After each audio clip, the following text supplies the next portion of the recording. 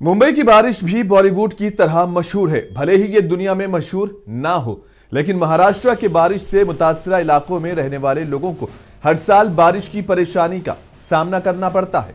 बारिश के मौसम में मुंबई भी जद्दोजहद का शहर बन जाता है, क्योंकि जैसे ही बारिश आती है पूरी माया नगरी में पानी भर जाता है।